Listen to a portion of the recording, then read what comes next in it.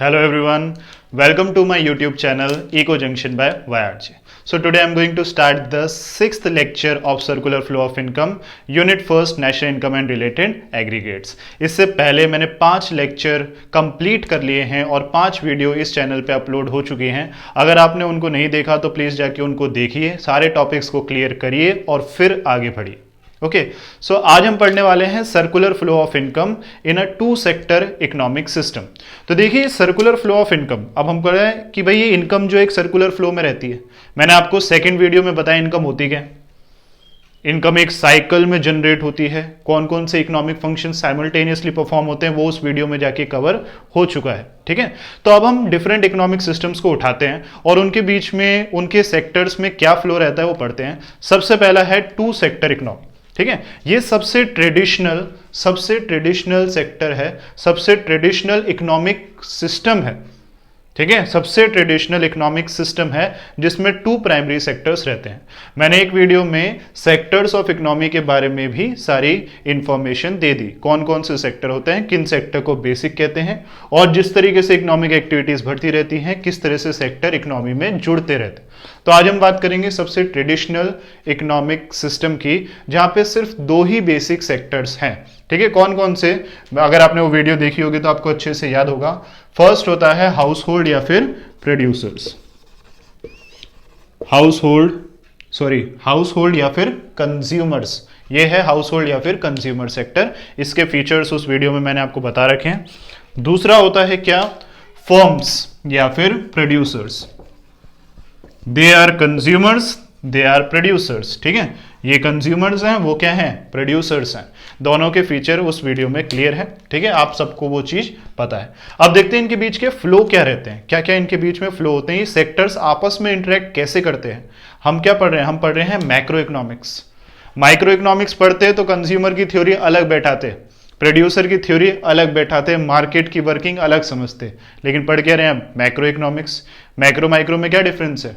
Macro में आप अलग अलग यूनिट को पढ़ सकते हो, माइक्रो में आप अलग अलग यूनिट्स को पढ़ सकते हो, लेकिन मैक्रो में आपको सभी यूनिट्स को आपस में कंबाइन करके उनके एग्रीगेट इफेक्ट को, उनको एक ही यूनिट मान के उनके इफेक्ट को समझना या पढ़ना पड़ता है. तो ये आपस में सेक्टर्स क्या कर रहे हैं, इंटरेक्ट कर रहे हैं.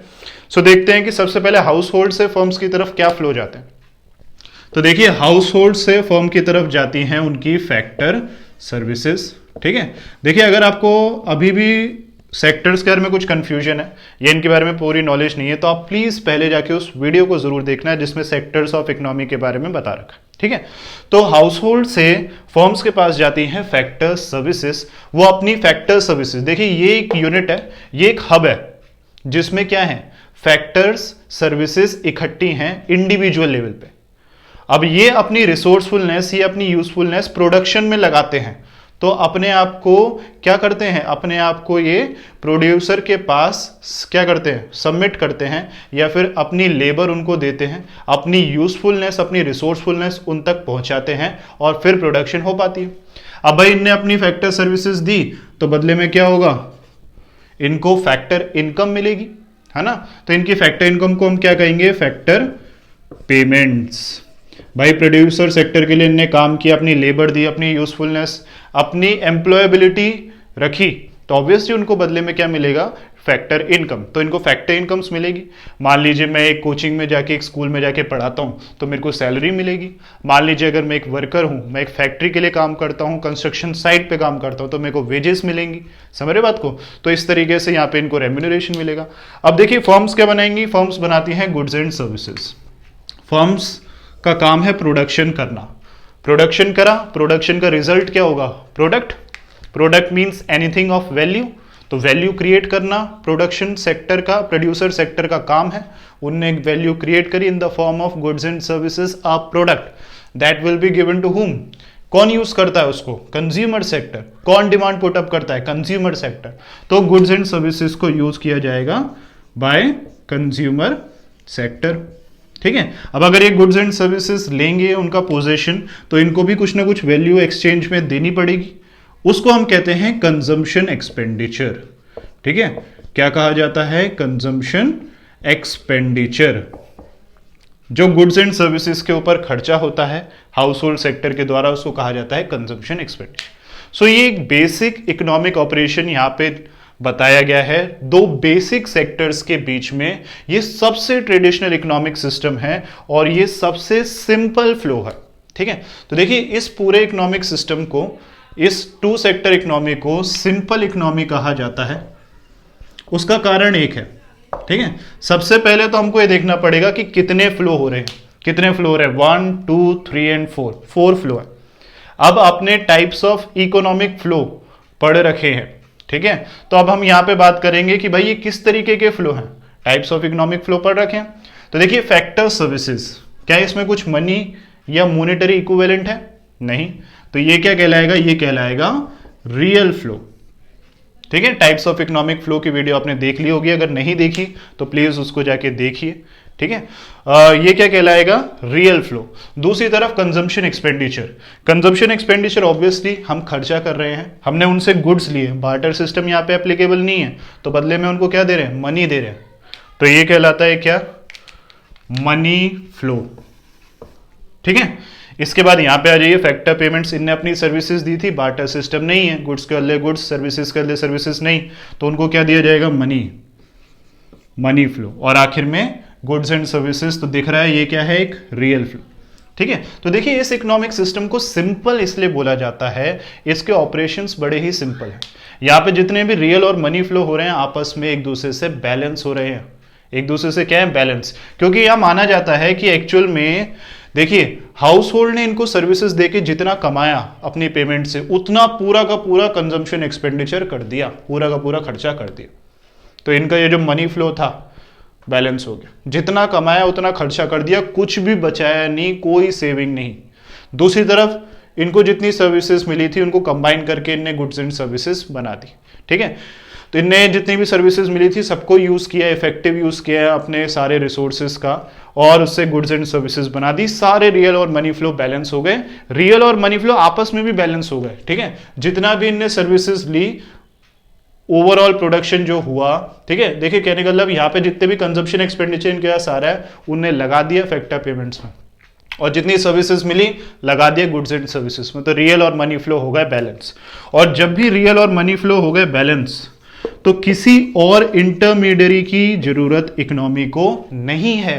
अब किसी और इंटरमीडियरी की जरूरत नहीं है, ये यहाँ पे दोनों सेक्टर ने अपने एक दूसरे को सप्लीमेंट कर दिया और इकोनॉमी के फ्लो को मेंटेन रखा। इस पूरे फ्लो में कोई भी रुकावट, कोई भी ब्रेक, कोई भी लीकेज, कोई भी इंजेक्शन नहीं है, ठीक है। तो इस वजह से इस पूरे सिस्टम को कहा जाता है टू सेक्टर सिंपल इकोनॉमी, या फिर हम इसको ये भी बोलते हैं two sector economy without financial intermediary, without financial intermediary, ठीक है। तो इस तरीके से आपको याद रखना है, इस तरीके से आपको समझना है। बड़ा ही बेसिक, बड़े ही ट्रेडिशनल सिस्टम, जहाँ पे भाई हाउस होल्ड को जब गुड्स एंड सर्विसेज की जरूरत होती थी तब वो उठ के निकलते थे और कहीं ना कहीं प्रोडक्शन से जुड़ते थे, ठीक है। और ऑब्वियसली जितना वो क्या करते थे, सर्विसेज दे के प्रोडक्शन करते थे, उतनी ही उनको अपने घर में पेमेंट्स ले जाते थे, सारे फ्लो हो जाते थे बैलेंस, ठीक है। अब क्या रहा, अब ये जैसे जैसे इकोनॉमिक ऑपरेशंस बढ़ते गए तो सेक्टर्स भी बढ़ते गए, इनके बीच के फ्लोज भी बढ़ते गए, उनके बीच में थोड़े गैप भी आते गए, वो अभी हम आगे आने वाले टॉपिक्स में पढ़ेंगे, ठीक है। तो ये तो हो गया कि भाई ये प्रेजेंटेशन का हो गया सब कुछ, किस तरीके से फ्लो चार्ट बनाना है। लेकिन अगर आपसे कभी क्वेश्चन पूछा गया explain the circular flow of income in two sector economy, तो आप सिर्फ फ्लो चार्ट बना के अपने आंसर को नहीं लिख सकते, आपको इसके साथ रिप्रेजेंटेशन के लिए टेक्स्ट भी लिखना पड़ेगा, ठीक है। तो वो देखते हैं कि अब हम इसके साथ अपने आंसर को कंप्लीट कैसे कर सकते हैं। तो अब हमने किस तरीके से फ्लो होते हैं हाउस होल्ड और प्रोड्यूसर सेक्टर के बीच में वो देख लिया, वो समझ लिया। अब हमको उस फ्लो चार्ट के साथ एक्सप्लेनेशन भी लिखनी पड़ेगी, that flow chart is not self explanatory.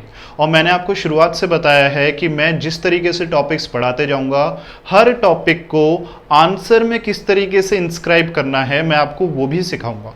जब मेरे चैप्टर्स कंप्लीट हो जाएंगे तो मैं आपको रिलेटेड क्वेश्चंस, इंपॉर्टेंट क्वेश्चंस की भी वीडियो बनाऊंगा। जो बच्चे मुझसे रेगुलर कमेंट्स के जरिए क्वेश्चंस पूछ रहे हैं उनके आंसर भी दूंगा, और जो बच्चे मेरे साथ रेगुलर रहते हैं, रेगुलर सब्सक्राइब करके रहते हैं, वो मेरे पूरे कोर्स में रेगुलरली मेरे साथ बने रहते हैं। मैं उनके साथ अपने नोट्स भी शेयर करूंगा। So don't miss upon that opportunity. Okay, so now let us right the answer. Answer लिखते वक्त आपको क्या याद रखना है? सबसे पहले तो आपको फ्लो चार्ट बनाना है। And keep one thing in mind that economics, this subject is all related to presentation. ठीक है, ये सब्जेक्ट प्रेजेंटेशन से ही रिलेटेड है। Don't miss upon the presentation part. Okay, इस सब्जेक्ट में आपने बहुत डायग्राम्स बनाने पड़ते हैं, शेड्यूल्स होते हैं, बहुत चीजें हैं, अलग अलग फॉर्म्स ऑफ प्रेजेंटेशन हम यूज करते हैं। जब हम कोई भी इकोनॉमिक लॉ, कोई भी इकोनॉमिक कॉन्सेप्ट बनाते हैं, बहुत types of presentation, textual presentation, the diagrammatic presentation, the tabular presentation. Okay, so all types of presentation we are using, so take care of the presentation part, otherwise you will lose upon your marks। आपके marks cut जाएंगे just because of presentation। ठीक है, तो presentation part का बहुत ध्यान रखें। चलिए, फ्लो चार्ट बनाने के बाद हम आंसर ऐसे लिखेंगे। सबसे पहले मैं बताऊंगा हाउस होल्ड्स और फर्म्स के बीच में क्या क्या फ्लो हुआ। ठीक है, तो मैं लिखूंगा हाउस होल्ड्स टू फर्म्स, इस तरीके से आपको लिखना है। हाउस होल्ड्स टू फर्म्स, क्या क्या गया हाउस होल्ड से फर्म की तरफ? ठीक है, क्या क्या गया हाउस होल्ड से फर्म की तरफ? पहली चीज गई, क्या गया था याद करो। ठीक है, याद नहीं आ रहा तो वीडियो को रिवाइंड करके देख लो। ठीक है, हाउस होल्ड से फर्म की तरफ गए थे फैक्टर सर्विसेज और consumption expenditure. Factor services and consumption expenditure, ये दो चीजें हाउस होल्ड से फर्म्स के पास गए थे। फिर दूसरी बात करते हैं कि भाई फर्म्स से हाउस होल्ड के पास क्या क्या गया? Firms to households. ठीक है, तो फर्म से हाउस होल्ड के पास क्या क्या गया? आपको याद होगा क्या क्या गया भाई? एक तो फैक्टर पेमेंट्स, नहीं याद आ रहा तो इसका पैरेलल देख लो कि इसके बदले में क्या गया, फैक्टर पेमेंट्स। दूसरा गुड्स एंड सर्विसेज, इसका कोई ऑर्डर नहीं है, ये एक फ्लो है। ठीक है, देखिए जो भी चीजें आपस में फ्लो में रहती है ना, तो वो एक तरीके से प्रोसेस होती है, एक साइकिल होती है। इनकम जनरेशन एक साइकिल है, मैंने अपनी सेकंड वीडियो में बताया था। इनकम जनरेशन एक साइकिल है, ये एक प्रोसेस है। एंड प्रोसेस का कोई भी स्टार्टिंग, कोई भी एंडिंग पॉइंट नहीं होता। ठीक है, फ्लो का भी कोई स्टार्टिंग, कोई एंडिंग पॉइंट नहीं होता। ठीक है, तो इस तरीके से आपको आंसर्स लिखना है। इनको एक्सप्लेन नहीं करना कि फैक्टर सर्विसेज क्या होती है, कंजम्पशन एक्सपेंडिचर क्या होता है, नहीं करना। ठीक है ना, इस तरीके से लिखना है। एक चीज और जरूर आपको बतानी है कि भाई फैक्टर सर्विसेज क्या होती है, किस तरीके का फ्लो है, किस तरीके का फ्लो है? Real flow. ठीक है ना, फैक्टर सर्विसेज क्या है? एक रियल फ्लो। फिर कंजम्पशन एक्सपेंडिचर क्या है? Money flow. फैक्टर पेमेंट्स क्या है? Money flow. और गुड्स एंड सर्विसेज क्या है? Real flow. इस सेक्टर को सिंपल इकोनॉमिक सिस्टम क्यों कहा जाता है? Because all real and money flow are balance. तो इस तरीके से हम टू सेक्टर इकोनॉमी को समझते हैं, उसका फ्लो चार्ट बनाते हैं, उसका आंसर लिखते हैं। प्रेजेंटेशन इस तरीके से होनी चाहिए and you will get full marks. Okay, so I hope you have understood. अगर आपको ये कॉन्सेप्ट समझ में आया, अगर आपको सब चीज़ समझ में आ रही है, तो प्लीज़ चैनल को सब्सक्राइब करिए, लाइक बटन को प्रेस करिए और भी बच्चों के साथ इन वीडियोस को शेयर करिए।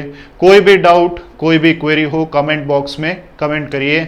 I will solve each and every doubt. Okay, so thank you everyone.